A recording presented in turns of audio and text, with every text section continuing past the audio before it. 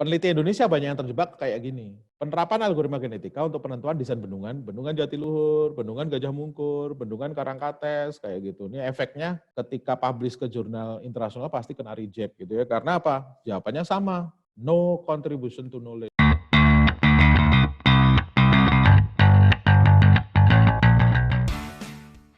Bismillahirrahmanirrahim. Assalamualaikum warahmatullahi wabarakatuh. Jadi ini series kedua dari diskusi kita tentang riset gitu ya.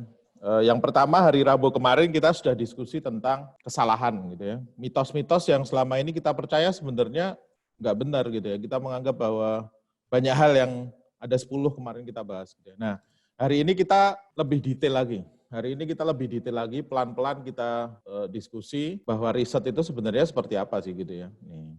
Jadi nama saya Romi, Bapak sekalian, Romi Saturwahono, profil nggak usah lah ya, kemarin sudah kita diskusikan.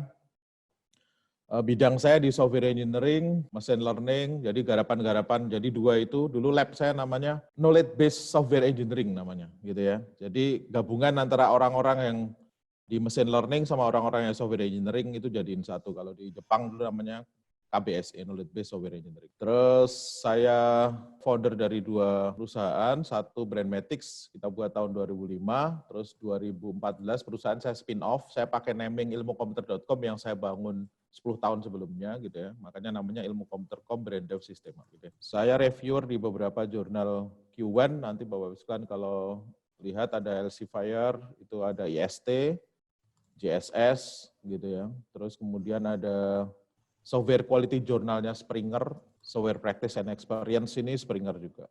Gitu ya. Oke. Materi saya bisa diakses lewat romisaturwono.net di bagian lectures di sana. Itu nanti ada riset metodologi, sudah saya update yang versi paling baru, nanti jadi Bapak-Ibu sekalian bisa download dari sana PDF dan PowerPoint-nya. Boleh dipakai untuk ngajar. Boleh dipakai untuk ngajar, tapi pada saat ngajar nama saya dihapus, email saya dihapus di penugasan-penugasan supaya nggak kayak sekarang saya setiap semester saya terima email tugas dari mahasiswa Bapak Ibu sekalian gitu ya. Karena Bapak Ibu sekalian kelupaan ngapus email-email saya di penugasan-penugasan itu gitu. Terus saya punya YouTube channel, ini nanti kemungkinan mulai saya agak rajin saya isi lagi nih. Ininya sama Romi Saturwahono. Oke, jadi sekali lagi ini series kita belajar mitos di hari Rabu, terus kemudian hari ini riset metodologi dan Minggu nanti kita akan menulisnya gitu ya. Yang literatur, nulis dan membuat SLR itu saya kemas di hari Minggu gitu ya. Oke. Buku teks Bapak sekalian, ini nanti bisa googling. Ini sudah tersebar PDF di banyak tempat sih.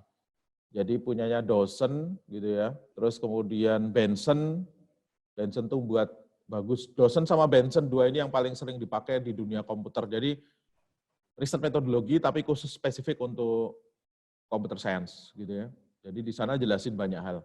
Untuk yang teman-teman software engineering biasanya, software engineering nggak bisa pakai eksperimen, ada. Itu yang Wohlin itu bahas bagus, Experimentation in Software Engineering, judulnya bagus banget. Terus kemudian penulisan, itu ada Scientific Writing for Impact Factor Journal, itu Leadhouse yang nulis bagus banget. Nah, yang kita bahas hari ini Bapak sekalian dua. Satu, tentang penelitiannya sendiri gitu ya, konsep dan seterusnya. Yang satu lagi kita bahas tentang tahapan. Jadi konsep penelitiannya dulu saya bahas, ini sebenarnya recap yang kemarin kita bahas. Rangkuman hari ini itu sebenarnya Rabu itu kita bahas. Dengan melihat masalahnya dulu baru kemudian detailnya hari ini. Cuman kalau melihat nanti kita kayak merecap apa yang kita diskusikan di hari Rabu kemarin, Bapak Isbro. Nah, yang SLR itu kita bahas hari Minggu. Literatur review sama penulisan ilmiah, itu dua itu hari Minggu gitu ya. Nah, yang terakhir ini biasanya saya pakai untuk memberi insight ke mahasiswa saya bahwa pembimbingan itu ada clue-cluenya sendiri gitu ya. Karena apa? Kita harus menaklukkan pembimbing kita dan kita harus menaklukkan penguji kita nanti gitu ya. Ini ada gaya sendiri-sendiri gitu ya. Ada gaya Pak Afandi yang lembut gitu ya, sabar gitu ya, ngasih tiap bab gitu ya. Ada yang gayanya kayak saya gitu ya. Saya dulu kalau dosennya profesornya nggak respon ya saya kejar dia. Saya kejar sampai dia mau respon gitu ya. Ada banyak gaya. Gaya dosen juga beda-beda. Nah, sebenarnya ada pro kontra. Dosen rumit dan seterusnya. Itu sebenarnya miniatur kehidupan. Nanti di pekerjaan itu ya kayak gitu sebenarnya. Makanya kalau banyak orang yang mengatakan bahwa nggak usah kuliah, nggak usah bikin ini, sebenarnya ada faktor pembelajaran yang baik di perkuliahan, mengerjakan tesis, mengatasi konflik.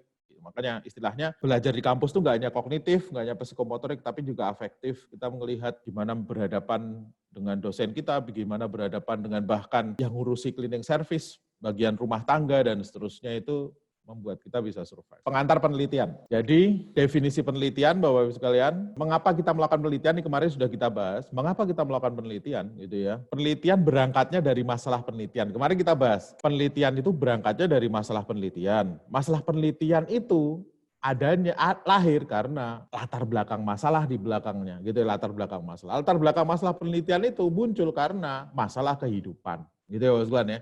Nih. Masalah kehidupan bukan masalah penelitian. Nah, ini yang sering kita salah. Makanya Bapak Ibu sekalian, kemarin sudah saya berikan contoh prediksi dari papernya V itu sebenarnya gitu ya. Prediksi produksi padi gitu ya Bapak Ibu sekalian ya. Oh, padi itu penting loh. Padi harus saya prediksi produksinya karena untuk kebijakan nasional gitu kan. Cara untuk memprediksi padi itu ada banyak loh gitu ya. Ada yang gaya konvensional, ada yang gaya time series prediction gitu ya. Yang konvensional nggak saya pakai lagi nih, karena apa? Ada alasannya. Terus kemudian yang time series prediction forecasting itu ada 3 kemarin kita bahas. Neural network, support vector machine misalkan, sama GM Gray model misalkan 3 ini gitu ya.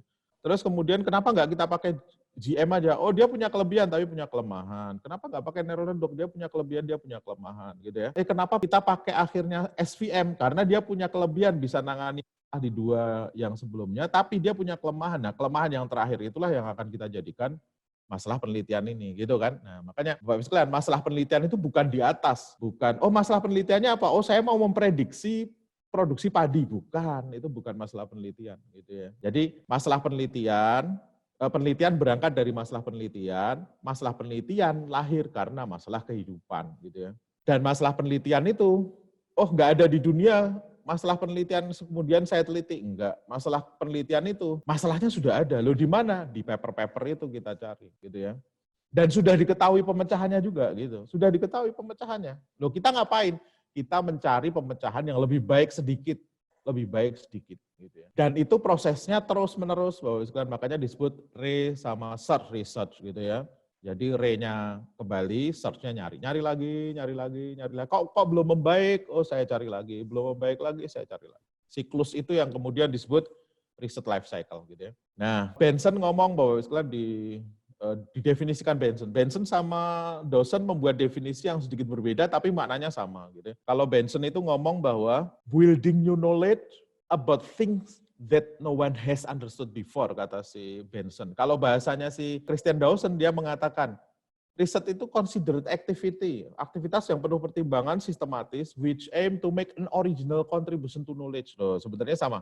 Jadi building new knowledge, original contribution to knowledge gitu. Yang dikejar di penelitian itu bukan saya menyelesaikan berbagai hal, tapi ada kontribusi ke pengetahuan. Jadi saya mengimprove sesuatu yang kemudian pengetahuan itu misalkan topiknya fuzzy logic, lahir metode yang namanya Sugeno, ada Mamdani, ada Sukamoto, nah mereka membuat kontribusi gitu ya. Kontribusi ke pengetahuan itu bentuknya seperti apa gitu ya. Kontribusi ke pengetahuan itu bentuknya menemukan atau merevisi teori, metode, dan fakta. Ini saya kasih warna yang berbeda gitu ya Pak. Teori, metode, fakta, dan aplikasi gitu ya. Nih dari sini kita clear bahwa contribution to knowledge yang disebut si Benson sama Dawson itu berarti saya harus merevisi sesuatu. Teori, metode, fakta, aplikasi ini dalam makna kalau di bidang ilmu kita, kalau orang komputer mungkin mekanisme, algoritma gitu ya, metode, dan seterusnya. Nah, berarti kita nggak dikejar kontribusi ke masyarakat dong. Kontribusi ke masyarakat itu Bapak Ibu nggak langsung bisa diukur. Kalau penelitian saya tentang prediksi kebangkrutan perusahaan gitu,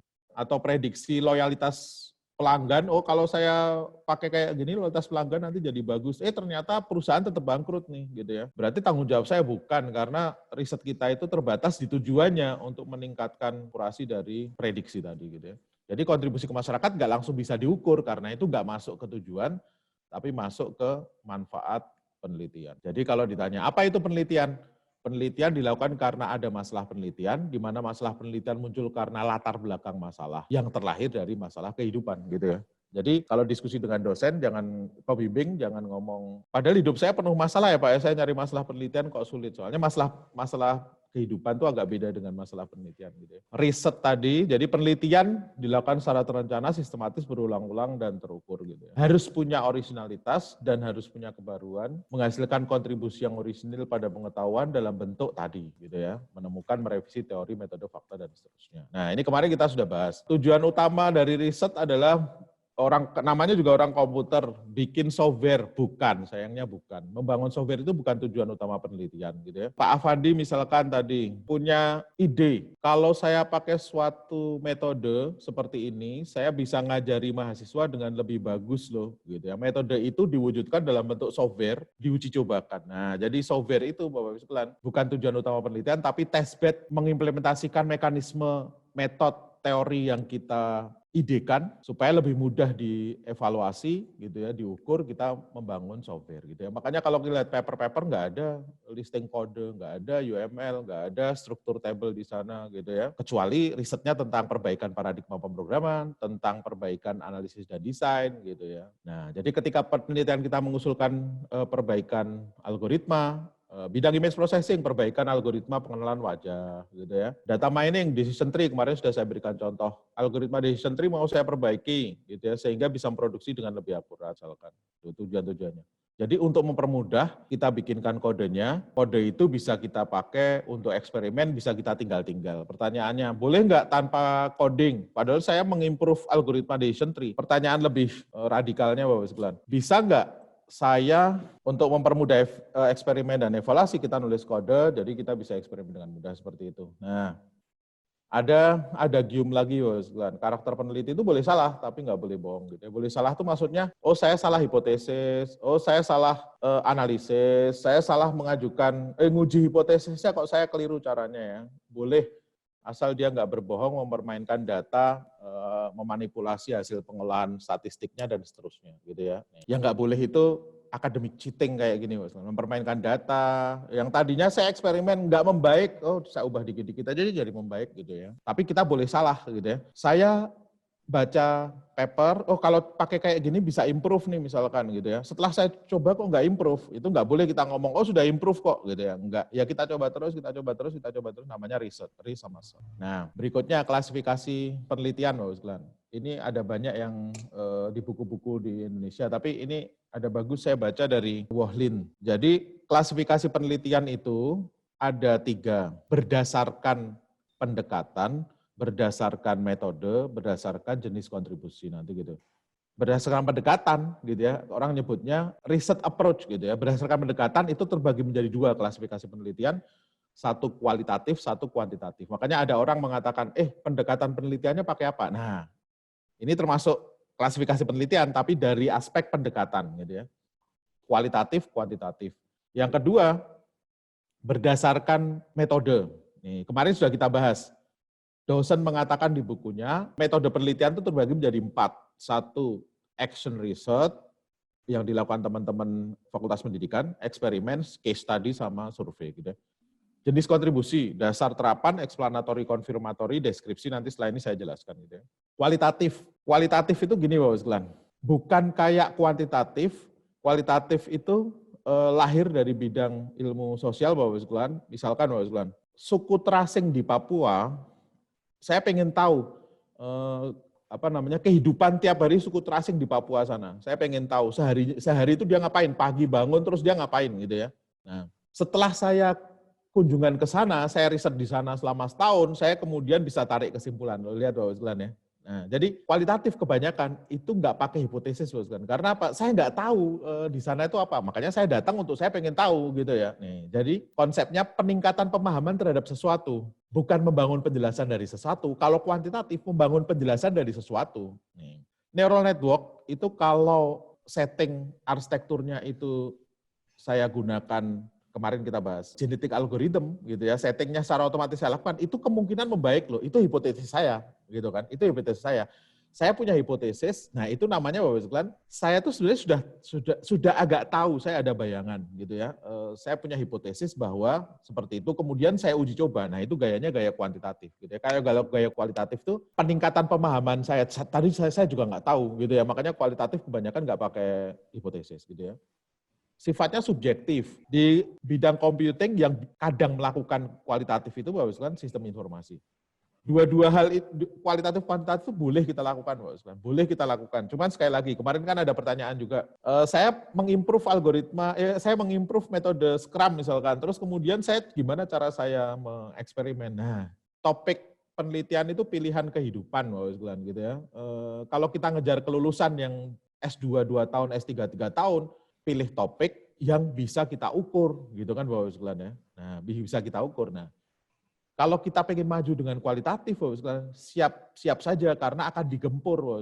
Contoh peneliti yang tadi di Irian Jaya tadi ya, di Papua tadi, pengen tahu kehidupan suku terasing di sana, itu kemudian dia ke sana, setahun di sana, kemudian datang, sudah ini nyusun disertasi, maju sidang. Dia ngomong, pagi, siang, dan malam ternyata kayak gini. Pengujinya, angkat tangan, kamu bohong. Di Papua nggak kayak gitu.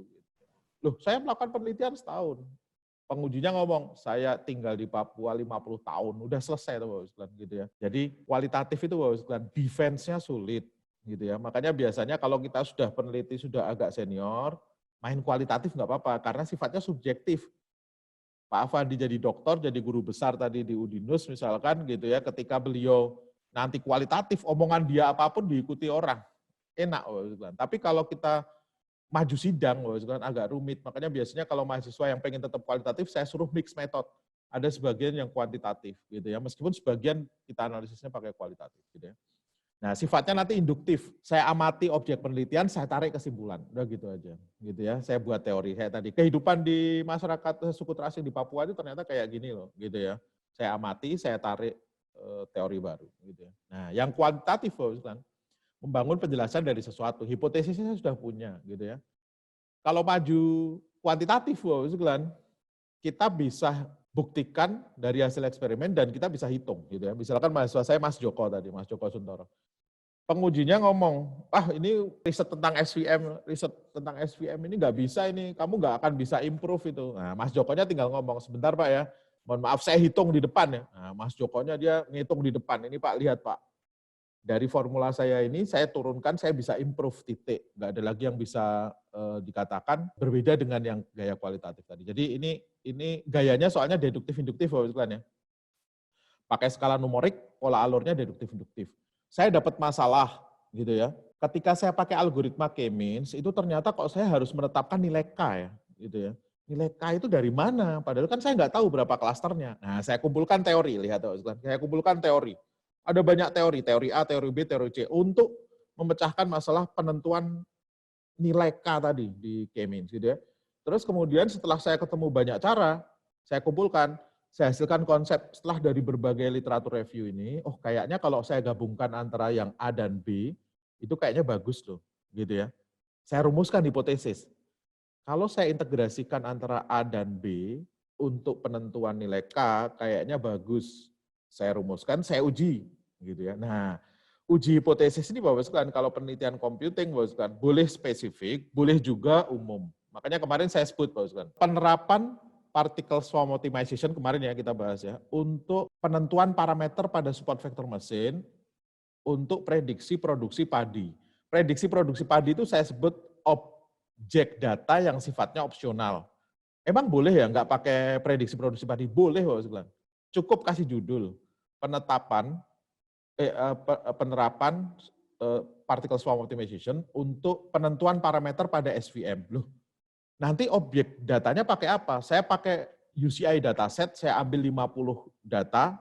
UCI itu sudah kesepakatan para ulama-ulama data mining, Bapak sekalian, kalau riset itu kita pakai aja, misalkan 50 dataset yang mewakili, itu sudah cukup, itu sudah mewakili kehidupan gitu ya. Nah, makanya biasanya ambil di sana data 50, kita uji coba dengan metode yang kita ini kan, terus kemudian kita lihat secara statistik, oh bener loh, significant difference nih gitu ya, ada kita uji beda dan seterusnya. Nah, seperti itu Bos. Ini kalau gayanya kuantitatif seperti. Nah, yang metode kemarin sudah kita bahas gitu ya. Action research biasanya dipakai teman-teman pendidikan gitu ya. Mereka sebut class action research, penelitian tindakan kelas gitu ya. Siswa saya kok sulit memahami matematika ya. Saya pengen buat multimedia pembelajaran. Saya buat multimedia pembelajaran 2 kelas. 1 kelas saya nggak pakai multimedia pembelajaran saya, kelas kedua saya pakai multimedia pembelajaran saya. Dua-duanya sebelum saya uji, saya cek dulu bahwa kedua-duanya ini levelnya sama. Nanti bisa pakai uji beda statistik dan seterusnya. Nanti dibuat siklus loh kan kalau teman-teman PTK gitu ya, teman-teman pendidikan gitu ya. Sampai kemudian lo lihat nih, di 1 semester kemudian yang pakai multimedia saya nilainya lebih bagus loh. Nih, nanti gaya action research seperti. Kalau eksperimen seperti tadi saya sajikan Bapak Ibu sekalian, hubungan sebab akibat. Kalau metode A dan B saya pakai untuk menyelesaikan penentuan nilai K di K-means, apakah jadi membaik gitu Bapak Ibu sekalian ya. Nih. Jadi eksperimennya saya kontrol sendiri, saya pakai dataset sendiri, kemudian saya tarik kesimpulan. Secara umum, sains dan engineering pakai eksperimen. Apakah teknik pertanian pakai? Pakai. Saya pengen menghasilkan jambu yang buahnya gede gitu ya. Terus kemudian batangnya kecil. Saya kumpulkan 10 jambu Bapak Ibu sekalian, terus kemudian riset saya tentang membuat pupuk yang bagus gitu di pertanian. Pupuk pertama saya berikan di pohon pertama, pupuk kedua 10 pohon ini relatif sama umurnya. Jadi metode campuran saya pertama, ada 10 model metode campuran, nanti saya analisis setiap hari, eksperimen juga. Gitu ya. Case study, eksplorasi satu situasi mendalam, sosial, ekonomi, politik biasanya pakai ini. Gitu ya. Case study, tapi saya pengen pakai kuantitatif, bisa pakai survei nanti. Survei itu risetnya nanti kekuatannya di pengambilan sampling. Nah ini yang kemudian sebenarnya dimainkan oleh teman-teman lembaga survei di politik gitu ya. Saya dibayar gitu ya, misalkan oleh suatu partai gitu ya, yang dia punya calon gitu kan. Wes pokoknya gimana caranya supaya menang Mas, surveimu memenangkan ini aja gitu kan. Kenapa kayak gitu Bapak Sekalian? Karena suara rakyat, suara Tuhan istilahnya Bapak Sekalian kalau dalam ilmu politik. Jadi kalau tiap hari kita lihat di detik ada 3 calon yang kita sama-sama nggak kenal gitu ya. 3 calon itu dimenangkan di semua media calon A terus gitu ya. Biasanya kita cari selamat, tuh kayaknya A dipilih banyak orang sudah A aja gitu Bapak Sekalian ya. Nah, gimana caranya nanti memanipulasi surveinya ini? Sampling surveinya Bapak Sekalian kita ambil wilayah yang gemuk. Atau kita ngomong, kita samplingnya random kok bener. Tapi sebenarnya nggak random biasa Bapak Sekalian, nggak fully random nggak gitu ya. Nanti teori random kita bisa diskusi lagi, ada yang menarik di sana gitu Bapak Sekalian. Nah, jenis kontribusi. Cara bacanya gini Bapak Sekalian. Yang murni itu dasar ya Bapak Sekalian, dasar terapan.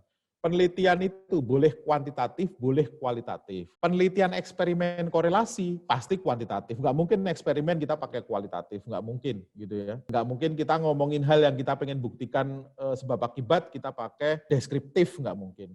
Nah, deskripsi itu bisa kualitatif, sebagian bisa kuantitatif. Contoh, saya temukan skripsi mahasiswa bagus. Faktor-faktor yang membuat Iwan Fals itu sukses. Cakep nih, Bapak. Kalau gayanya kualitatif, Bapak, gitu ya.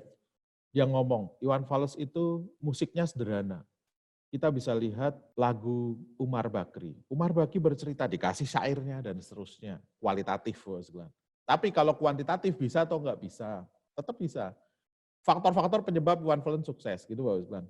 Dia literatur review, artis sukses itu karena apa? 1 karena ganteng, 2 karena lagunya enak diikuti, 3 karena dia kumpulin semua Bapak. Nanti dari yang dia kumpulin semua ternyata ada 50 faktor ini gitu ya, 50 faktor, terus kemudian dia buatin surveinya, dia kasih indikatornya Bapak, dia survei orang-orang Bapak.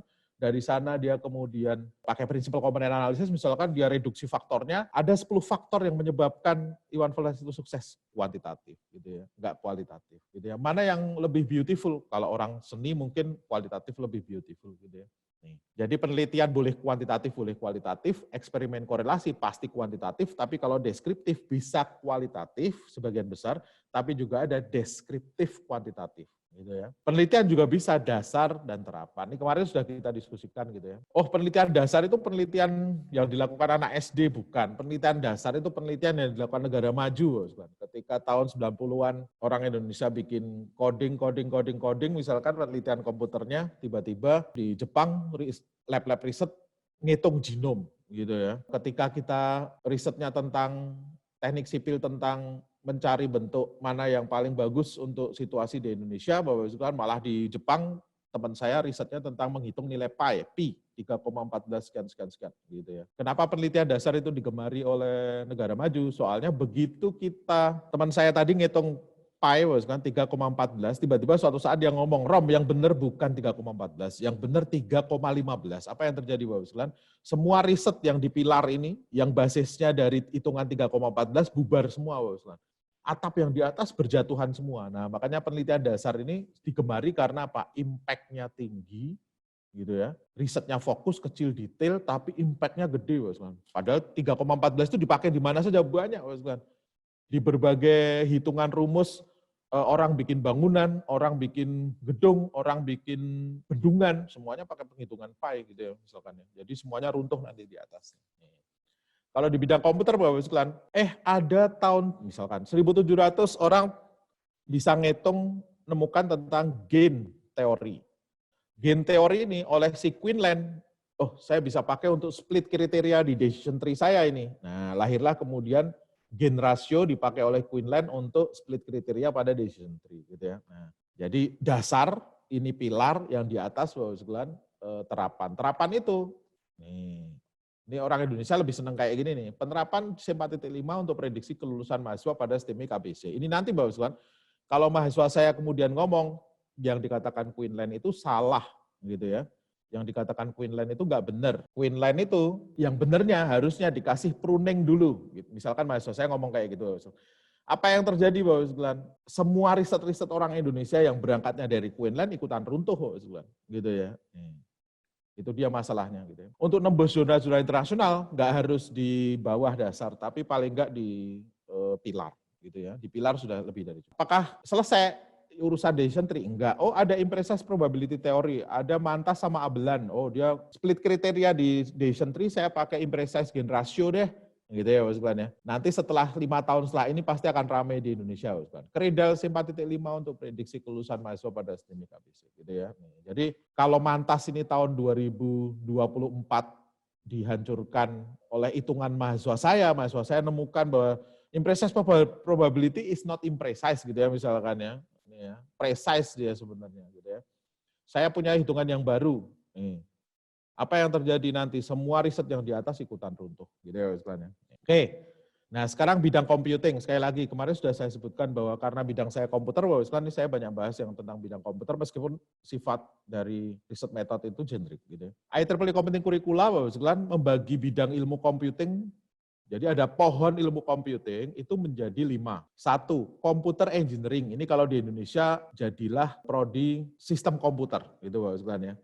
Konsepnya itu pengembangan sistem terintegrasi. Makanya sebenarnya tugas akhirnya, Bapak sekalian, itu arahnya ke embedded system, gitu ya, seperti itulah. Fuzzy control, embedded system, gitu ya. IS ini ngurusi organisasi, Bapak sekalian, proses bisnis mau saya perbaiki, aplikasi dibuat, saya lihat sukses atau enggak, Delon McLean sukses model, misalkan itu garapannya orang IS. Mau saya audit IT-nya, garapannya orang IS gitu ya. Computer science yang menemukan paradigma pemrograman misalkan gitu ya. Yang urusan machine learning, urusan image processing, ini arahnya ke computer science gitu ya.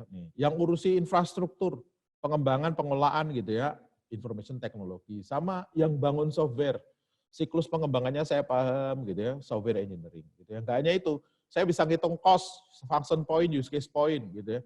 Saya bisa tahu metodologi apa yang paling pas.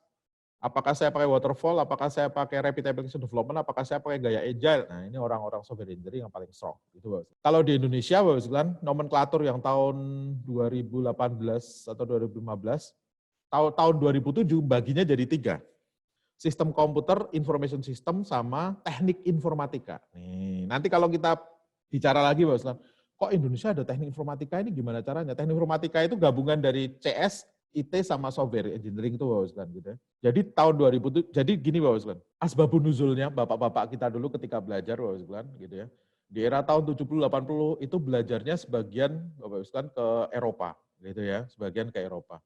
Nah, di Eropa itu Bapak sekalian namanya informatics engineering gitu ya. Belanda, Jerman itu pakai istilah itu gitu ya. Ketika bapak-bapak kita datang ngumpulnya di ITB dan sebagian di UGM dan seterusnya Bapak Ibu sekalian. Nih ya. Nah, generasi kedua datang. Era tahun 85 Bapak Ibu sekalian pada berangkat gitu ya. Kebanyakan Amerika Bapak Ibu sekalian. Di Amerika itu computer science namanya, gitu ya. Nih. Kemudian pulang ke Indonesia, ada yang ngumpul di UI, nah seperti misalkan Pak Chan dan seterusnya. Itu makanya ketika tahun 2007-2008 mahasiswa UI pada demo, kita nggak bisa jadi PNS kalau namanya tetap ilmu komputer gitu ya. Saya waktu itu audiensi dengan Pak Chan, ini mahasiswa UI pada demo, saya dapat kiriman email gitu ya, minta bantuan, kenapa namanya computer science, padahal nama nomenklatur dikti teknik informatika gitu ya. Pak Channya ngomong, sabar Rom, tenang gitu ya, suatu saat dikti akan insaf gitu sekalian ya. Dan ternyata benar sekalian. Di era 2010 sebenarnya nomenklatur awal langsung sekalian dihapuskan yang 2007 dibagi 5 seperti ini, tapi tetap nggak jalan gitu ya, sampai cuman akhirnya 2015-2016 mulai teknik informatika ini sekarang pilihan sekalian. Informatika garis miring ilmu komputer gitu ya. Nih. Jadi bukan lagi teknik informatika, tapi informatika garis miring ilmu. Software engineering di tahun 2010 masuk ke S1, tapi 2015-2016 kalau nggak salah disuruh ke D4 ya. Tapi 5 ini sudah diadopsi oleh Ristek Dikti. Gitu. Nah, yang menarik, secara garapan ilmu, computing curricula itu membahas beautiful ya seperti ini ya. Jadi sumbu Y itu semakin ke atas semakin bersih, semakin ke bawah semakin ngurusi hardware gitu, semakin ke bawah, semakin ke atas semakin ngurusi organisasi gitu ya. Sumbu X-nya semakin ke kiri semakin theoretical, semakin ke kanan semakin applied gitu. Semakin kiri semakin theoretical, semakin ke kanan semakin applied. Kita lihat ya. Nah, sekarang Bapak sekalian, orang AIS itu garapannya proses bisnis organisasi, IT audit, pakai Delon McLean success model, makanya ada di atas nih, ada di atas. Nih. Orang AIS itu singgungan dengan software engineering-nya juga agak banyak, kalau lihat ya, singgungannya agak banyak nih. Makanya orang software engineering kalau masuk masih jadi kapro di AIS, sistem informasi masih bisa gitu ya. Tapi kalau orang teknik komputer suruh jadi kapro di sistem informasi agak berat gitu ya, karena singgungan ilmunya hampir nggak ada gitu ya istilahnya. Nah, kalau lihat di sini Pak, ada pertanyaan ke saya, Pak Rom, orang komputer itu nggak ngerti arsitektur komputer boleh nggak? Gitu ya. Orang komputer nggak ngerti arsitektur komputer, boleh. Boleh. Orang AIS itu nggak terlalu ngerti arsitektur komputer, nggak apa-apa gitu ya. Komputer hardware, memori, perakitan, nggak ada masalah gitu. Orang komputer boleh nggak ngerti tentang organisasi? Boleh. Orang sistem komputer nggak ngerti organisasi, nggak ada masalah gitu ya. Tapi ada satu bidang yang dalam hukumnya orang komputer itu kalau nggak menguasai, yang tengah lihat, sampai orang IS saja sama orang IT yang sebenarnya dia nggak terlalu ngurusi infrastruktur, dia masih membelok ke bawah ke tengah, software methods and technology, itu makanya ada istilah. Orang komputer nggak ngerti organisasi boleh, orang komputer nggak ngerti hardware, ada bidang yang nggak ngerti hardware. Orang komputer nggak ngerti database, bisa gitu ya. Tapi orang komputer nggak bisa coding, bagaikan garam tanpa asinnya, bukan sayuran tanpa garam lagi. Garam tanpa asinnya, karena coding itu letaknya di tengah, gitu ya. Makanya kalau ada orang yang ngomong, orang IS nggak butuh coding, salah, karena gambar IEEE aja dia belok ke bawah, gitu ya. Nih, meskipun codingnya nanti pakai framework, pakai lebih instan, tapi dia applied coding masih harus menguasai, gitu ya. Orang CE nggak butuh coding, butuh karena apa? Ketika dia develop controller untuk AC, pakai fuzzy control, itu ada codingnya di sana. Gitu. Infrastruktur orang IT harus ngerti coding, karena logic coding itu dipakai ketika ngurusi routernya dia dan seterusnya. Gitu, makanya karena pembagian bidangnya sudah solid kayak gini, Bapak sekalian, fakultas. Makanya sekarang komputer itu jadi fakultas tersendiri gitu ya. Sebenarnya kata yang paling pas fakultasnya itu bukan fakultas ilmu komputer, bukan, tapi fakultas computing gitu ya. Nih, jadi beberapa kampus di luar negeri ngubah beberapa naming untuk fakultasnya jadi fakultas computing ya. Faculty of Computing gitu. Misalkan UTM segala macam itu Faculty of Computing gitu ya. Yang di dalamnya nanti ada departemen Computer Engineering gitu ya. Ada departemen Computer Science gitu kan, ada IS, ada IT, Software Engineering dan seterusnya gitu ya.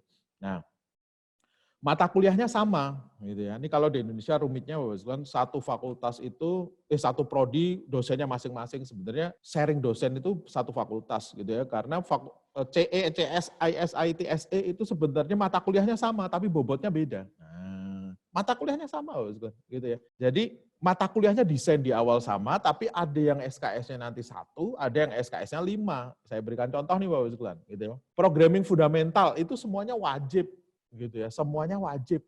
Nggak ada yang fardu kifayah, nggak ada yang fardu kifayah, ini fardu ain semua, gitu ya. Orang SE benar-benar strong, dia mata kuliahnya SKS-nya tinggi.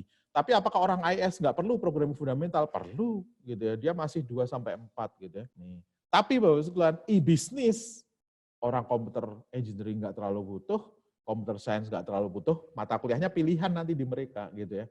IT, gitu ya, SE masih pilihan, gitu ya. Tapi IS wajib, gitu kan. Demikian juga dengan misalkan manajemen sistem informasi nih Bapak sekalian. Nih, IS wajib gitu ya, tapi yang lainnya mata kuliahnya pilihan. Sebenarnya kan kayak gitu ya. Tapi kalau untuk urusan software engineering, desain, verifikasi, evolution, proses, orang software engineering yang wajib. Apakah yang lainnya enggak? Ada tetap, tapi mata kuliahnya enggak 0 gitu ya. SKS-nya enggak 0, 1-4 ada gitu ya. Beberapa jadi pilihan. Untuk urusan sirkuit desain elektronik, digital signal processing, apakah orang IT dia ikut, tapi yang paling wajib computer engineering gitu ya, yang lainnya jadi pilihan. Sebenarnya kayak gitu nih Mbak Uslan. Jadi, nah kenapa ini saya ceritakan? Nanti gaya risetnya Mbak Uslan terbagi menjadi 2, gaya IS sama gaya computer science sebenarnya gitu. Pengikut mazhab IS itu orang IS sama orang IT biasanya, karena apa? SCM Computing Curricula memberi batas. Information System Specialist focus on, kata dia, integrating information technology solution, business process, bla bla bla, gitu ya. Jadi arahnya, organisasi, bisnis proses, bisnis analisis di bidang IT itu garapannya orang AIS dan orang IT, gitu ya. Terus kemudian kalau computer science, computer engineering, gitu ya, software engineering itu gaya risetnya biasanya computer scientist. Theoretical algorithmic foundation, gitu ya, mechanism, new methods, new algorithm. Kemudian yang saya terapkan untuk robotik, computer vision, machine learning, dan seterusnya itu garapan-garapan di situ. Gitu ya. Oke, ini nggak perlu saya bahas lah. Scope dari IS itu arahnya kalau dilihat dari sini, Bapak sekalian, lihat nih. Jadi kelihatan ya, Bapak sekalian ya, bahwa dia arahnya information technology resource service, gitu ya. Jadi kemarin pertanyaan yang hari Rabu, apakah riset saya sudah benar? Saya orang IS, saya bagi menjadi IT audit misalkan, terus kemudian bisnis engineering misalkan, atau apapun gitu ya. Atau ada yang khusus untuk bisnis proses, ada yang sistem analisis dalam arti sistem ini diterapkan sukses atau enggak kategori gitu ya. Nih, sayangnya di Indonesia itu Bapak sekalian, prodinya apapun, mau sistem komputer, mau sistem informasi, mau teknik informatika, skripsinya sama buat aplikasi. Itu masalah besar kita, gitu ya. Nih, yang kemarin kita bahas, gitu ya. Mau teknik komputer, mau sistem komputer, akhirnya buat sistem PHP berbasis MySQL, gitu ya. Nih, ini masalah kita ini. Oke, ini nanti kita lewati aja. Nah, kalau yang computer science gayanya, design implement software, device new ways to use computer, lihat. Ada improvement di sana, gitu ya. Develop effective ways to solve computing problem, seperti itu. Nah, ini kemarin sudah kita bahas, saya ulang lagi, consider activity which aim to make an original contribution to knowledge. Jadi yang dikejar di penelitian itu contribution to knowledge. Ini kemarin sudah kita bahas. Bentuknya merevisi teori, metode, fakta, dan aplikasi. Ini sudah kita bahas. Contoh nyatanya kayak gimana di dosen, Bapak sekalian, di bukunya clear banget. Ini gambarnya saya ambil dari dia. Kita belajar satu bidang ilmu, misalkan fuzzy logic, itu kecil seperti ini, terus kemudian membesar gitu ya. Oh, fuzzy logic dibuat oleh Lutfizadeh tahun 1964 pertama kali, gitu ya. Dia publish, nggak pernah di-accept, baru tahun 67 berhasil di-accept IEEE Transaction on Man and Cybernetics, itu yang pertama kali mempublish fuzzy logic-nya si Lutfizadeh gitu ya. Setelah itu berkembang, oh ada Sugeno, ada ini kenapa banyak orang Jepang? Karena ketika nggak diterima di Amerika sama Eropa, Lutfizadeh membawa idenya itu ke Jepang dan ternyata bisa masuk ke AC, bisa masuk lift, bisa masuk ke macam-macam. Akhirnya makanya yang mengimprove banyak orang Jepang. Gitu ya. Jadi ada Sugeno yang menghitung cara falsifikasinya agak beda, Sukamoto dan seterusnya, Mamdani dan seterusnya. Gitu ya. Apakah kita harus seperti mereka bertiga? Enggak, kita cukup mengimprove punyanya Mamdani aja satu, gitu ya. Decision tree kemarin juga sudah saya ceritakan, Bapak sekalian. Bremen pertama kali splitnya pakai Gini Index, gitu ya. Terus kemudian Queensland punya ide, Gini Index kayaknya kurang strong deh, gitu ya. Kayaknya bagusnya saya pakai information gain, gitu ya. Jadilah ID tree. Nanti kalau kita pakai rapid miner keluar semua, Bapak sekalian. Jadi jalankan rapid manner, jalankan decision tree, itu ada pilihan Gini Index, itu punyanya Bremen, ada pilihan information gain punyanya Quinlan, ada pilihan gain ratio, itu sebenarnya SEM4.5 itu yang pakai gain ratio itu. Alur algoritmanya sama gitu ya. Terus kemudian dilanjutkan oleh ID3 di-improve Abelan, Cradle DT, SEM4.5 di-improve oleh Mantas, Cradle SEM4.5. Oke, terus berikutnya, oh ini yang tadi ya, misalkan ada lagi, riset saya tentang feature selection, gitu ya. Riset saya tentang feature selection, sudah ada yang buat loh backward elimination. Oh, sudah ada yang ada yang pakai wrapper ini, algoritma genetika gitu ya. Ada yang pakai forward selection. Oh, saya mengimprove satu aja forward selection. Gitu sebenarnya. Jadi, ini kemarin juga sudah kita bahas. You can be original in two ways, kata dosen. Originalitas di metode, orang lain mengerjakan masalah yang sama, ada banyak, tapi dengan cara yang berbeda-beda. Saya akan membuat cara yang lebih berbeda lagi dengan mereka. Originalitas pada metode, gitu ya. Originalitas pada masalah yang kedua, gitu ya. Jadi dosen mengatakan you can be original in two ways, satu metode, dua problem. Kalau kita sudah senior kita boleh bermain-main di dua, tapi peneliti-peneliti newbie kayak kita ini kan sebaiknya main di satu aja enough. Cukup bisa nembus jurnal Q1 aja bisa satu, itu enggak ada masalah. Ini kemarin saya berikan contoh, algoritma genetika mau saya pakai untuk penentuan desain bendungan, cari mana yang paling optimal, gitu ya Bapak sekalian ya. Nah, kalau kita pengen kontribusi di metode yang kita lakukan, kalau saya hanya kasih judul algoritma genetika penentuan desain bendungan, no contribution to knowledge, kontribusinya ada di mana? Oh, setelah saya cek lagi datasetnya, ketika saya uji coba, ternyata banyak dataset bendungan itu yang kalau saya pakai GA, konvergensi prematur, konvergen kecepatan gitu ya.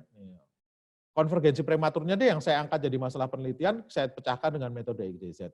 Metode XYZ itu bukan metode baru, tapi dipakai oleh si V, dipakai oleh Lin gitu ya, untuk penentuan parameter pada SVM tadi gitu ya. Oke, yang kedua Bapak-Ibu sekalian, nah kalau ditanya kontribusimu di mana? Ya menerapkan metode XYZ yang sebelumnya nggak pernah dipakai untuk memecahkan masalah konvergensi prematur, sekarang dipakai gitu ya. Kalau pengen di masalah, meskipun ini sebaiknya nggak perlu kita lakukan gitu ya. Orang-orang sudah pakai 2-3 parameter, saya bermain-main dengan 7 parameter gitu ya. Nih, kemarin sudah saya berikan contoh, kita akan banyak terjebak nanti di sini. Sebaiknya kita hindarilah yang ini gitu ya.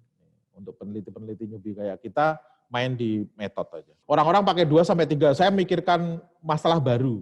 7 parameter itu kompleksitasnya beda dan ternyata kalau saya benar-benar 7 parameter, saya eksperimenkan, ternyata processing complexity-nya dia eksponensial. Kalau 2 parameter cukup 2 detik gitu ya, 3 parameter 5 jam gitu kan, 4 parameter 10 hari gitu ya, ini misalkan ya, 5 parameter itu 6 bulan gitu kan, ternyata 7 parameter itu 20 tahun, nah kayak gitu nanti bisa gitu ya.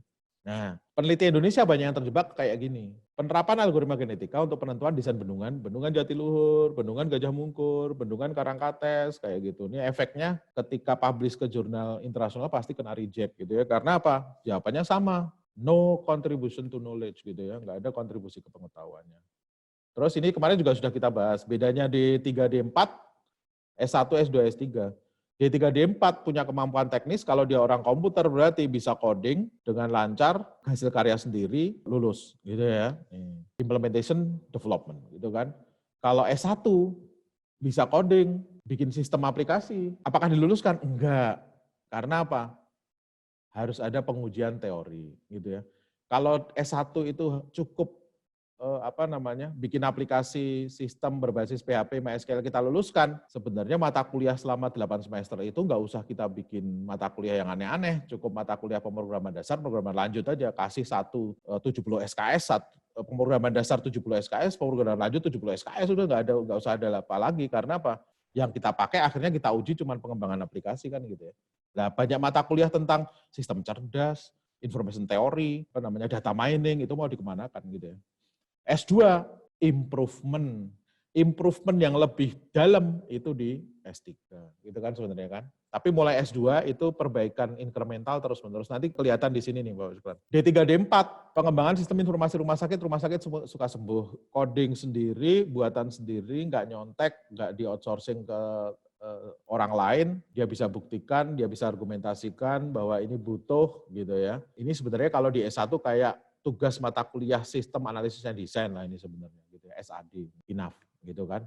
Yang network juga dia bisa membuat arsitektur jaringan yang bagus, Bapak sekalian, dia buktikan load balancing-nya dia bisa jaga supaya bagus, lulus gitu ya. Menguasai skill teknis. Kalau S1, konseptual analisis. Teorinya saya uji coba, neural network itu bisa dipakai untuk prediksi loh. Saya pengen uji coba untuk prediksi harga saham, tak cemplungin ke kode saya, gitu kan.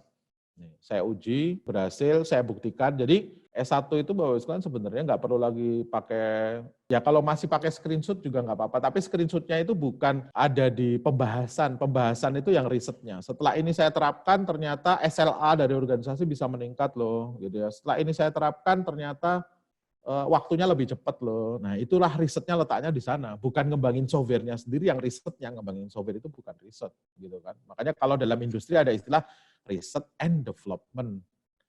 Yang dilakukan Mantas itu riset, improve C4.5, diimprove, nanti dijadikan hasilnya dia, dijadikan oleh Amazon misalkan untuk membuat pola klasifikasi dari produk-produknya dia.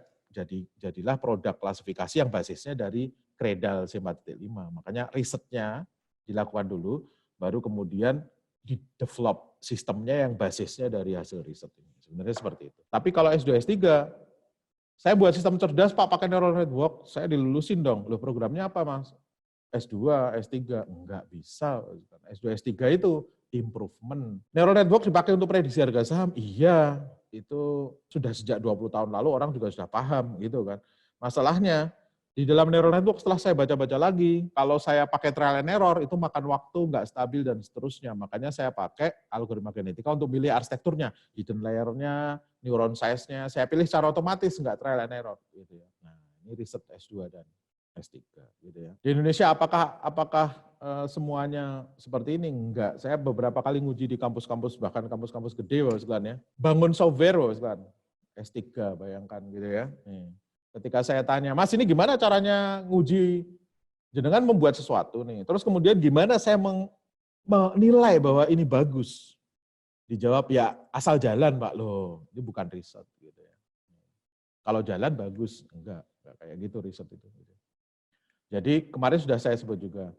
Penerapan algoritma genetika untuk penjalanan mata kuliah, no contribution to knowledge. Tapi kalau untuk S1, it's okay. Tapi kalau untuk dosennya yang terusin S2, please, insaf gitu ya. Nih, masa buat kayak gini lagi. Tapi kalau judul yang sama, ini masuk di IEEE Transaction on Man and Cybernetics juga ini dibuat oleh si Yang.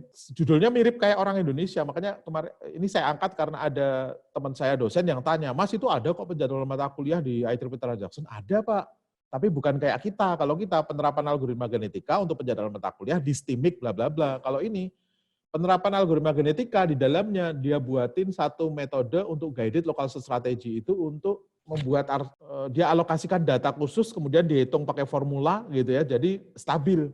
Karena GA itu sistemnya random Bapak gitu ya. Ada beberapa populasi yang terpaksa hilang padahal bagus gitu kan. Nah, itu dia jaga populasi itu. Nih, pakai si Yang. Jadi si Yang itu bukan penjadwalan mata kuliahnya yang penting gitu ya. Bukan, tapi GA-nya dia improve pakai guided local search strategy. Penerapan algoritma sifatnya penentuan kelulusan mahasiswa ini no contribution to knowledge gitu ya. Tapi kalau saya ubah seperti ini sudah mulai ada kontribusinya gitu ya. Demikian juga dengan kayak gini nih kemarin sudah kita bahas. Kalau kayak gini no contribution to knowledge. Tapi kalau sudah kayak gini ada kontribusi. Saya modifikasi penghitungan gain sama entropi ada kontribusinya gitu ya. Nih kalau kayak gini doang penerapan framework TOGAF nggak ada. Tapi kalau saya improve TOGAF-nya bisa gitu ya. Ada kontribusi. COBIN untuk tata kelola organisasi nggak ada kontribusi. Sekali lagi saya sebut nggak ada kontribusi, tapi ini untuk S1 nggak dituntut kontribusi. Jadi untuk mahasiswa kita yang skripsi nggak ada masalah. COBIN saya terapkan untuk tata kelola organisasi ABC, it's okay, S1. Tapi kalau untuk S2 enggak. COBIN-nya dibedah. Saya terapkan COVID dalam organisasi yang sudah menerapkan ISO gitu ya misalkan ya 27.000 ISO 25.000 sekarang gimana mekanismenya seperti itu. Oke. Nah nanti kalau kita baca paper-paper Bapak Sekalian, Mantas nggak mungkin dia ngasih judul dysentery untuk prediksi penyakit jantung gitu toh nggak bisa. Pasti dysentery-nya dia improve. Bahkan objeknya nggak dia sebut. Lihat Bapak Sekalian. Ada orang yang tanya Mantas ini mau ngapain Pak? Mau prediksi apa? Mau klasifikasi apa? Penyakit jantung apa penyakit apapun, Mantas pakai 50 dataset dari UCI dia ambil, itu sudah mewakili masalah di dunia ini, metodenya dia uji dengan itu. Jadi orang komputer itu nggak nyari data. Makanya kalau kita lihat, kalau teman-teman sosial ada istilah data primer, data sekunder, tapi orang komputer kok nggak nyebut-nyebut itu. Enggak, karena data kita ambil, kita nggak nyari data dalam arti saya sebar kuesioner gitu, sebenarnya enggak, kalau kecuali nanti yang orang teman-teman IAS ya, yang risetnya harus ngukur pakai survei ya. Tapi secara umum, dataset kita ambil, kita uji coba dengan metode yang kita improve, kita buat. Saya uji cobakan ke dataset publik, gitu ya. Kenapa publik? UCI dataset itu dibuat tahun 1995. Dulu peneliti data mining, machine learning, itu datasetnya ngawur, pakai private semua. Efeknya apa? Ketika reviewer, saya jadi reviewer, loh, emang kalau pakai decision tree yang biasa, datasetnya dia ini benar ya 80% ya? Soalnya dia ngomong, kalau pakai decision tree biasa, datasetnya dia 85%. Setelah dia improve algoritmanya jadi 90%. Saya nggak bisa nguji sebagai reviewer, saya nggak bisa mengatakan ini benar nggak. Nah, kemudian para ulama-ulama data mining berkumpul, dibikinlah UCI repository itu. Jadi kalau kita pengen kontribusi dataset, kirimkan ke sana, nanti diletakkan di UCI repository, nanti setiap orang bisa pakai dataset kita, gitu ya. Jadi riset-riset kayak gini hampir semuanya pakai dataset UCI. Mantas pakai dataset UCI 50. Ocodec ini pakai dataset ada dataset khusus untuk software engineering, gitu ya. Jadi kayak saya riset tentang software defect prediction, itu saya pakai dataset dari NASA, itu ada nanti public datasetnya. Gitu ya. Makanya kalau kita lihat, saya disuruh dosen saya ngambil gambar wajah orang-orang, terus kemudian saya face recognition, tapi kok di paper-paper saya nggak lihat ya peneliti itu motret sendiri. Iya, kan. Nggak ada peneliti di dunia ini motretin sendiri, karena apa? Dia ngambil ketika image processing, image construction gitu ya, dia pakai foto yang perempuan pakai topi itu, kan, gitu ya, pasti itu. Kenapa saya temukannya itu nggak gambar orang Indonesia? Karena apa? Kalau saya potretin sendiri, kan, ketika saya maju ke jurnal internasional pasti kena reject karena dataset kita dataset private yang nggak bisa diapa-apain. Gitu ya. Jadi penelitian yang berkualitas itu topik skalanya kecil, fokus dalam impact-nya gede. Gitu. Yang dilakukan Mantas selama 3 tahun PhD-nya hanya nguprek-nguprek decision tree, diuprek-uprek kok nggak membaik, aduh tak tambahin apa, sama dosennya si Abelan, mbok kayak gue aja tapi dirimu ngurusi yang imprecise gain ratio, jangan yang information gain. Akhirnya dia coba kok belum membaik, dia pruningnya dia perbaiki, akhirnya membaik. Gitu ya. Jadi selama 3 tahun PhD-nya hanya ngurusi decision tree. Makanya kalau ditanya, topikmu apa? Decision tree. Topik penelitiannya Mantas kalau ditanya apa? Decision tree. Dia nggak pernah bahas. Topik saya tentang prediksi padi, bukan. Topik saya tentang prediksi penyakit jantung, bukan. Topik saya tentang, itu bukan topik. Gitu ya. Nah, makanya ada ilustrasinya Might, ini ada dia nulis paper yang bagus, Bapak Sekalian. SD, SMP saya belajar semua, gitu ya. SMA, ini SMP, Bapak Sekalian, masih belajar semua bidang, gitu ya. Jadi bunderan itu bidangnya ya, Bapak Sekalian. SD masih belajar semua, SMP belajar semua, gitu ya. Terus kemudian SMA saya mulai milih IPA dan IPS, gitu ya, mulai kecil. Kuliah saya mulai prodi. Semester 7 dan 8 saya mulai riset, gitu ya. Nanti S2 lebih tajam, gitu kan, lebih kecil lagi. Begitu riset lebih kecil lagi. Nah pertanyaannya, saya S3 Pak, gitu ya. Saya sudah semester ke-7, tapi kok saya sudah tahu semua nih Pak, saya sudah tahu semua. Saya kok nggak lulus-lulus nih Pak, soalnya Bapak Sekalian bidang decision tree, misalkan Mantas nih Bapak Sekalian, kok nggak lulus-lulus Mantasnya? Karena semuanya sudah dia ketahui.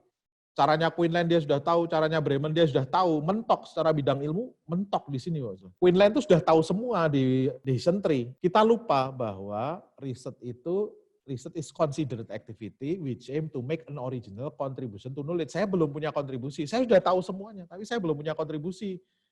Saya belum mengimprove metode, saya belum memperbaiki sesuatu. Makanya lihat, suatu malam Mantas diskusi sambil ngerokok sama si Abelan, lu coba aja caraku tapi bawa pruning sedikit. Nah, malamnya dia bawa ke mimpi, bahwa sekarang pagi-pagi, kayaknya bener nih gitu ya. Dia improve sedikit, kok membaik. PhD gitu nih. Jadi PhD itu cuman kutil kayak gini aja, ketika kita pandang dari dekat dia kelihatan gede, pandang dari jauh kecil gitu ya Mas Glenn ya.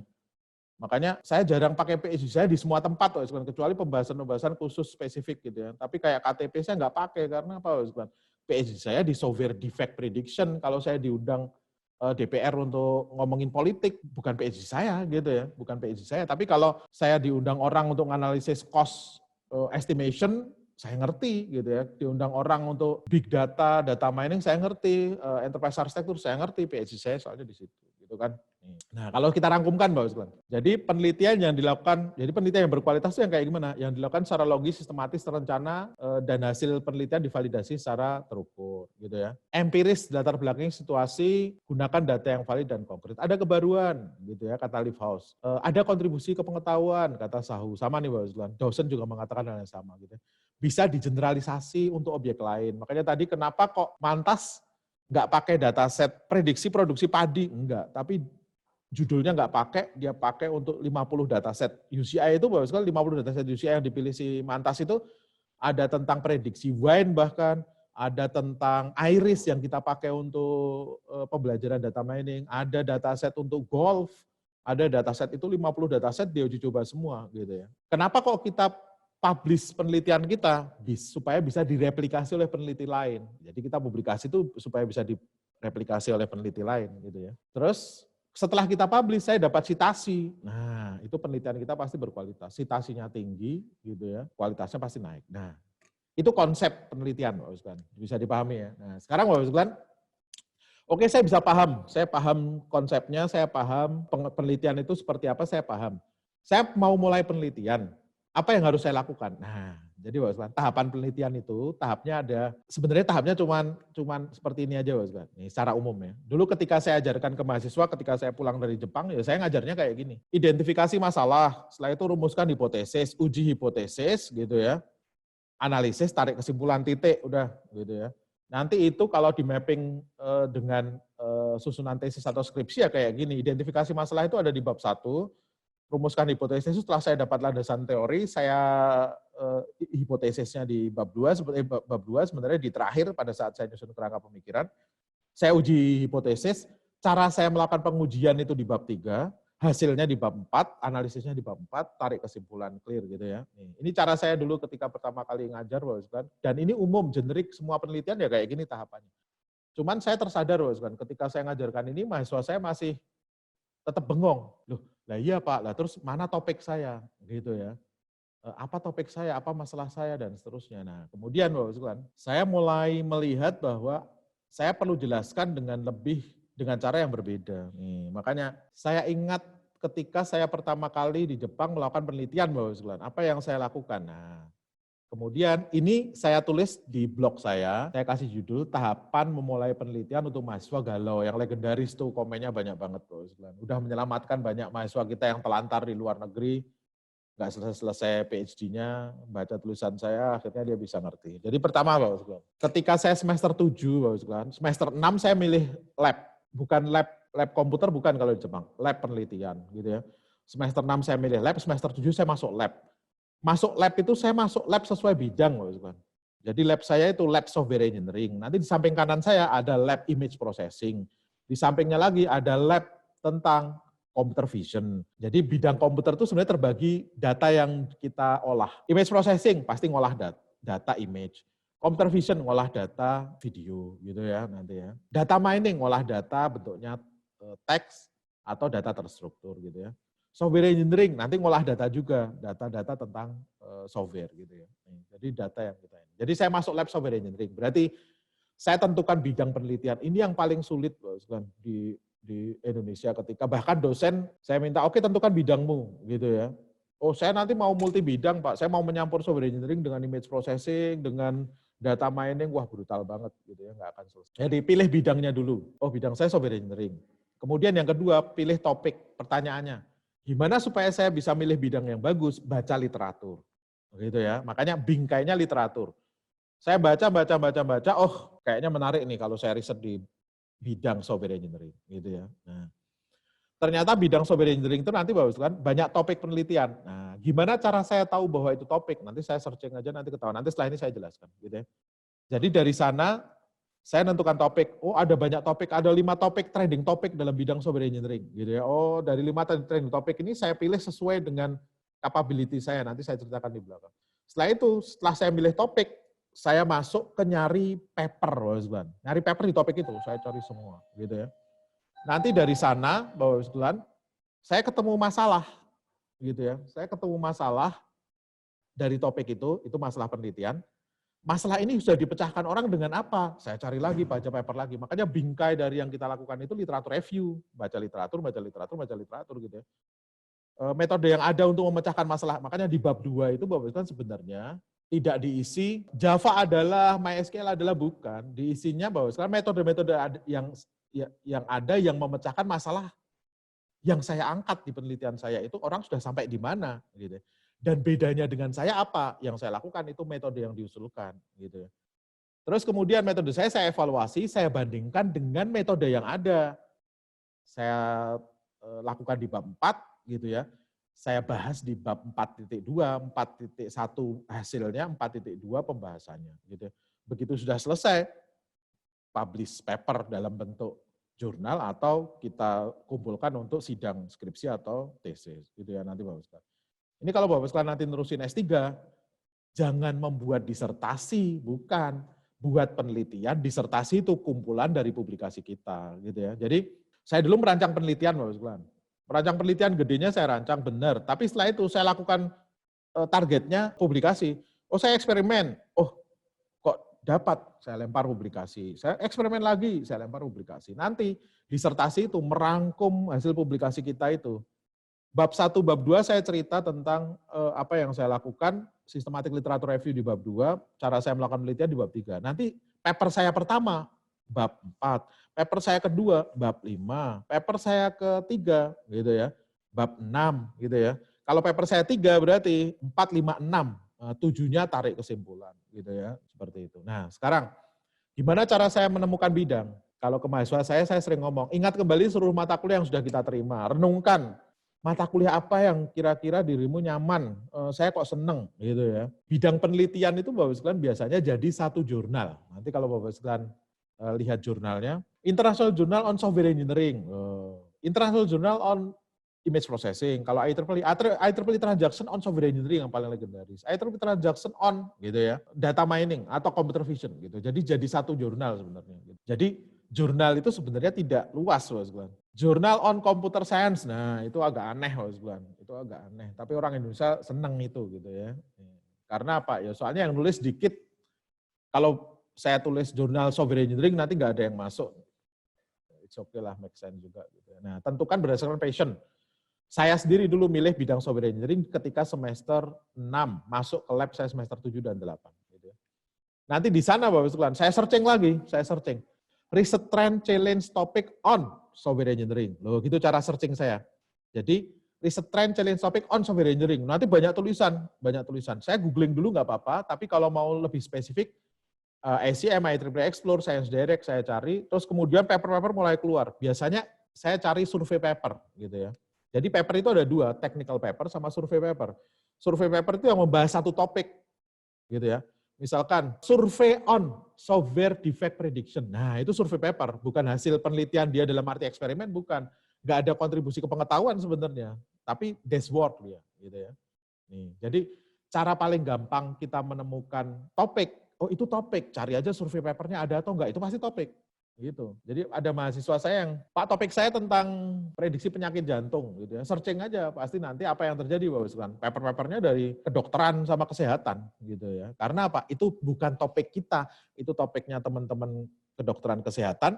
Di kita, topik saya itu decision tree tadi yang saya kebetulan pakai objeknya untuk prediksi penyakit jantung gitu. Nah, lihat nih Bapak sekalian. Software engineering itu ternyata setelah saya kumpulkan papernya, survei papernya saya kumpulkan, itu ternyata ada 6 yang ngetrend.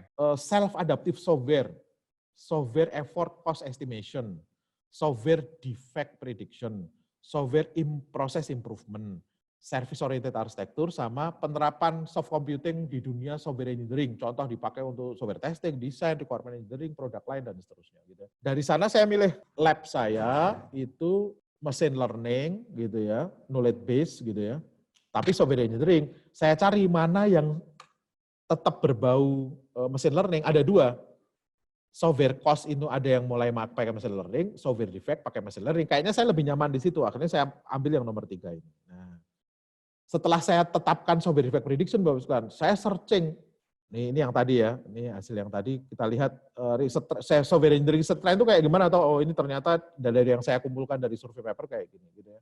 Jadi survei paper saya kumpulkan, saya tarik kesimpulan, saya lihat paper-papernya, ini saya nemukan ratusan paper ini, ratusan paper saya cari, saya masukin ke topik-topik gitu ya. Jadi Bapak sekalian, dari 6 bidang ini saya pilih misalkan software defect prediction.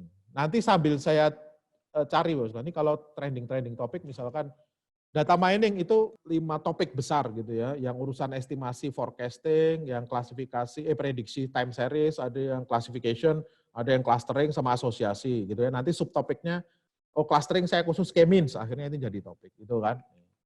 Kalau yang image processing, ada yang restoration, image compression, ada yang real application, contohnya untuk deteksi plat nomor kendaraan, itu topik gitu ya.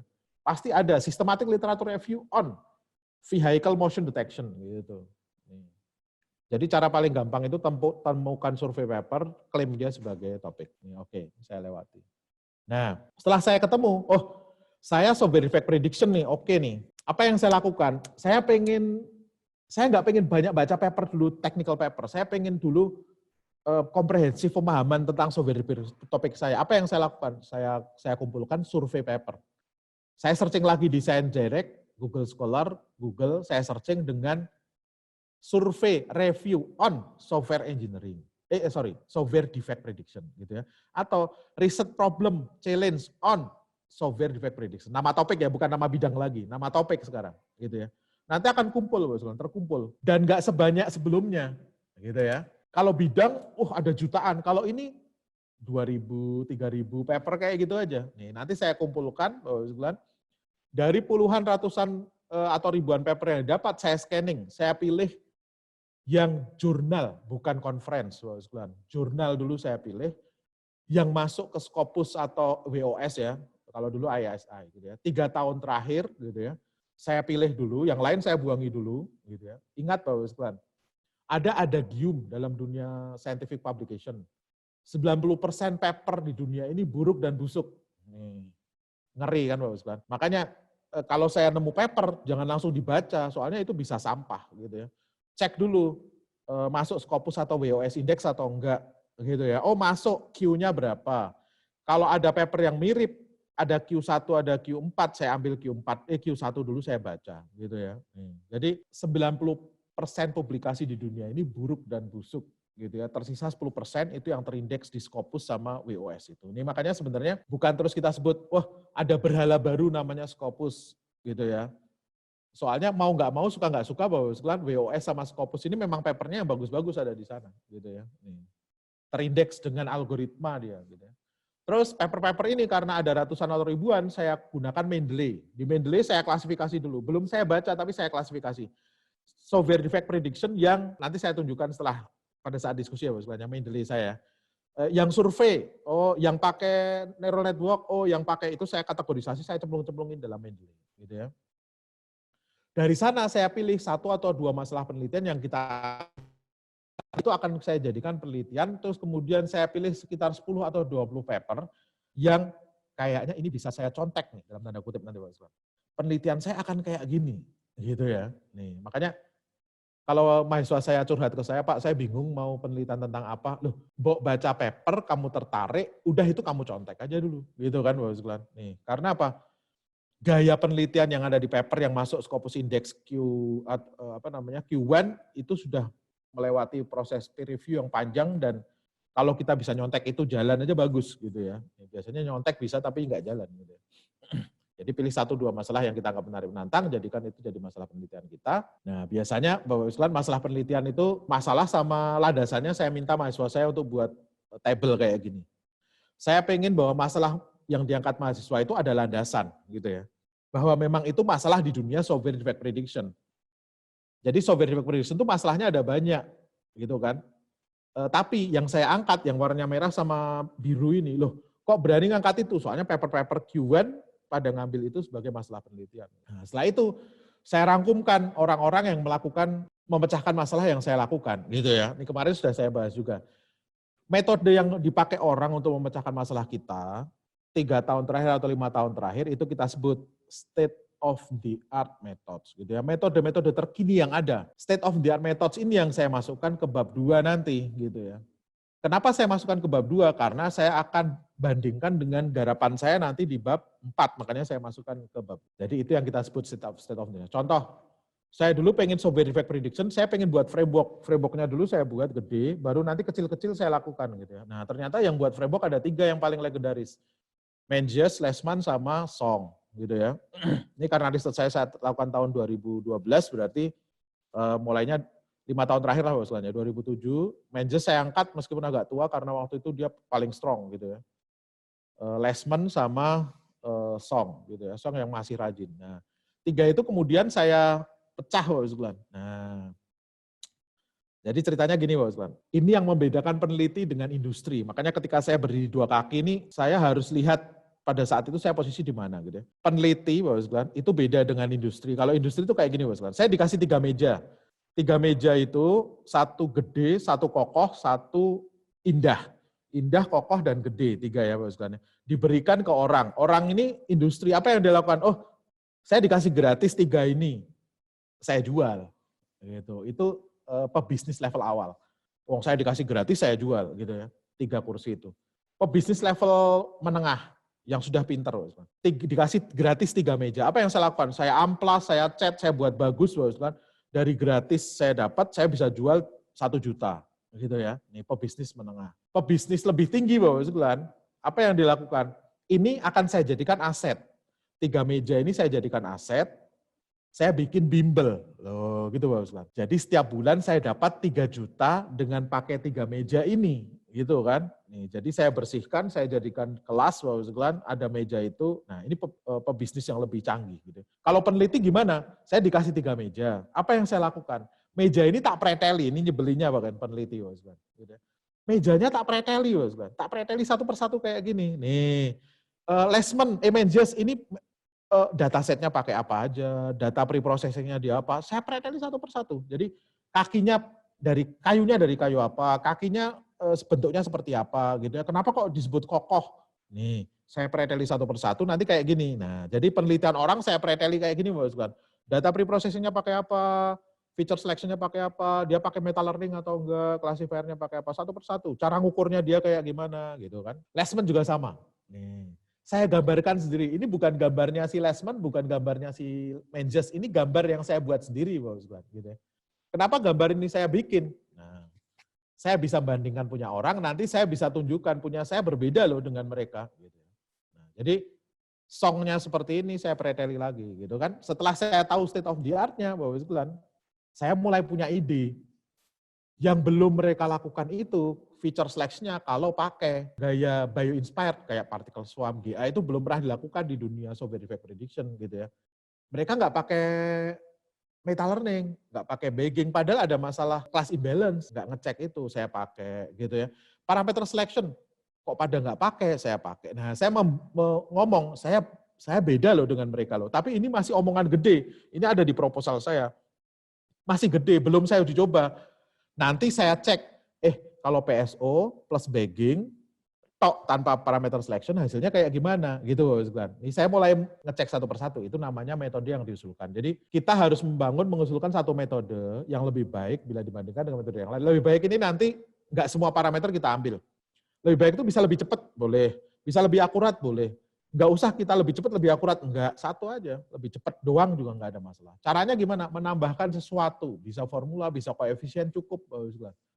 Oh dari beberapa rumus saya turunkan ternyata koefisien ini kalau saya tambahkan, oke, gitu ya. Penambahan yang kita lakukan yang akhirnya membuat pemecahan masalah kita lebih baik, gitu ya, lebih baik. Tadi maksudnya, lebih cepat sedikit, lebih akurat sedikit. Itu disebut dengan kontribusi ke pengetahuan itu, gitu ya. Jadi kemudian mulai saya susun eksperimen saya, riset problemnya mulai saya susun di sebelah kiri. Cara saya melakukan eksperimen mulai saya susun, saya jadikan RQ nih, makanya kalau di Indonesia kemarin sudah kita bahas ya, rumusan masalah lah, meskipun saya nggak cocok, tapi ya udahlah gitu ya, research question gitu ya. Nah saya mulai ide framework saya yang gede ini saya pecah satu persatu, saya eksperimenkan. Kalau saya misalkan saya coba dulu pakai GA-nya untuk parameter optimization di neural network. Ini masih di dalam framework saya gitu ya. Ini gimana kira-kira saya buatin alur flow chart-nya dulu gitu ya dari dataset, terus kemudian formula saya masukkan, fitness function-nya saya ubah sedikit nih. Soalnya saya pakai dua, genetic algoritmnya saya pakai untuk parameter optimization sama feature selection sekaligus. Jadi saya harus ngubah fitness function sedikit gitu kan. Setelah itu saya ukur nanti, oh punya saya jauh lebih baik loh gitu ya. Nanti kalau paper lain kayak misalnya punya V nih, ada alurnya kayak gini, formulanya kita masukkan gitu ya. Ini yang disebut dengan metode yang kita usulkan, saya evaluasi. Evaluasinya sesuai dengan yang kita state di masalah. Yang kemarin saya buat warnanya biru itu ya sebenarnya. Kalau masalahnya akurasi ya berarti akurasi seperti itu.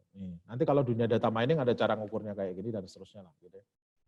Nanti mulai kita tulis, kita publikasikan. Gitu ceritanya. Pertanyaannya, kenapa kok harus dipublikasikan?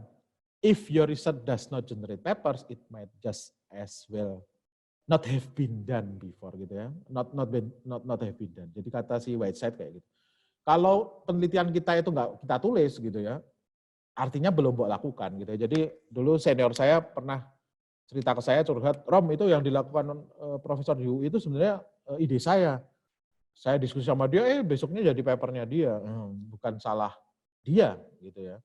Jadi salah Bapak yang nggak nulis itu dalam bentuk paper. Karena apa? Kalau nggak di-generate dalam bentuk paper, kita nggak bisa ngeklaim bahwa itu punya kita.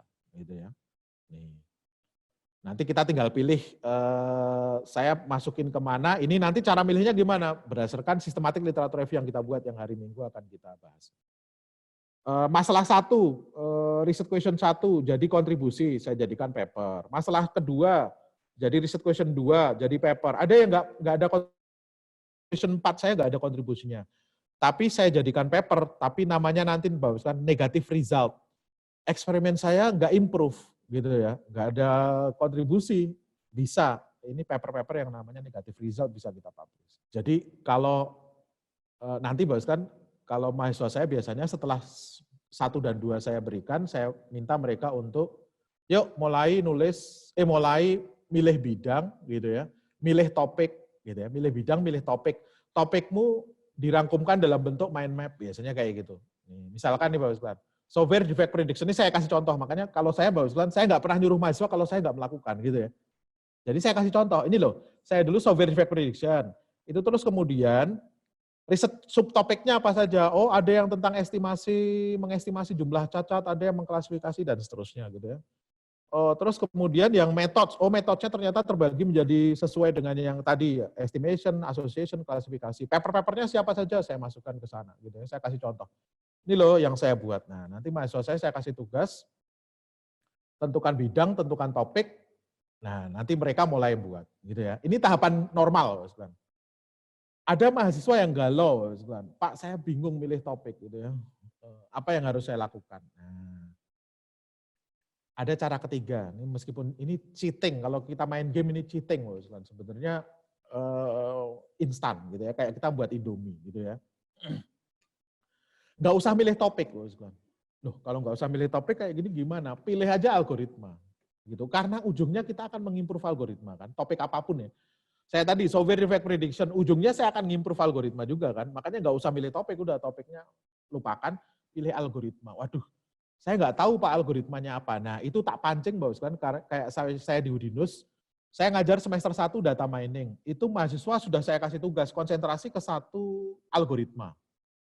Saya minta dia ngitung pakai Excel, saya minta dia maju, saya minta dia presentasikan ketika dia nanti di semester 3-nya bingung mau milih topik apa, algoritmamu dulu itu loh Mas yang tak kasih tugas, itu mbok jadikan topikmu loh gitu. Nanti setelah saya milih algoritma yang menarik, saya cari papernya. Orang yang melakukan algoritma itu sudah sampai mana. Nah setelah itu sama, tentukan masalah, metode yang ada, metode yang diusulkan, sama kayak tadi gitu ya. Jadi tentukan algoritma yang kita perbaiki. Ada yang lebih brutal lagi Mas Glenn. Waduh Pak saya nggak ngerti algoritmanya apa. Yang enak buat sebut di mulutmu lah sampai kayak gitu ya. Kok saya teringat fuzzy ya udah fuzzy logic aja it's okay saya bilang gitu. Kan kadang memang masuk komputer tuh ada yang benar-benar pengen masuk, ada yang kejeblos, ada yang salah jurusan kan. Ngelihat YouTuber kok keren ya pakai komputer, saya masuk ke teknik informatika gitu ya. Ada yang orang desain, oh ada yang bisa buat Photoshop keren ya, oh keren banget. Ada yang buat animasi bagus, oh komputer, saya masuk ke teknik informatika. Padahal itu harusnya masuknya ke DKV, bukan ke teknik informatika gitu ya. Jadi kalau orang desain pakainya otak kanan, kalau orang komputer pakainya otak kiri. Nah misalkan nih, mahasiswa saya nih, topikmu K-means, algoritma K-means, definisi ngambil dari buku. Nih. Jangan pernah nyari paper untuk definisi, tahapan, penghitungan, itu ngambilnya pasti dari textbook. Tapi kalau nyari masalah, di algoritma K-means ada masalah apa? Oh, nyarinya dari paper gitu ya. Oh ternyata masalah K-means ada dua Pak, penentuan centroid awal sama penentuan K. Oh cari papernya lagi Mas. Nah dari sana sudah mulai ketahuan, cepat dia. Jadi ini saya sebut cara instan karena apa? Lebih cepat. Algoritma K-means, ini saya berikan contoh laporan mahasiswa saya. Algoritma K-means, peneliti-peneliti pakai dataset apa? Hampir nggak ada yang pakai private Pak, kebanyakan public. Iris, breast cancer, wine, oke itu dari UCI. Masalah apa yang mereka angkat? Ada 3 Pak. Penentuan centroid awal itu ada yang pakai random, ada yang pakai berbasis varian, ada yang pakai metodenya Kumar, ada yang pakai genetic algorithm gitu ya. Terus kemudian yang kedua penentuan nilai K ada, metodenya juga ada banyak. Ada lagi yang ngurusi efisiensi Pak. Nanti cara ngukurnya nggak kayak yang 2 ini ya. Kalau ini biasanya cara ngukurnya nanti dengan Davis-Baldwin Index atau kalau datanya ada kelasnya kita ukur pakai akurasi juga bisa gitu ya atau AUC gitu ya. Nah, kalau yang ini ngukurnya pakai waktu Pak nanti Pak gitu ya. Tidak efisien ketika nangani dataset besar dan dimensi tinggi. Oh, metodenya sudah ada banyak nih seperti ini. Yang saya baca jurnal-jurnal yang bermunculan itu dari information science, knowledge-based system, neurocomputing, pattern recognition dan seterusnya. Perangkuman mahasiswa saya seperti ini Bapak sekalian, gitu ya. Nah, untuk hari ini itu yang bisa saya sampaikan Bapak sekalian, dari saya cukup.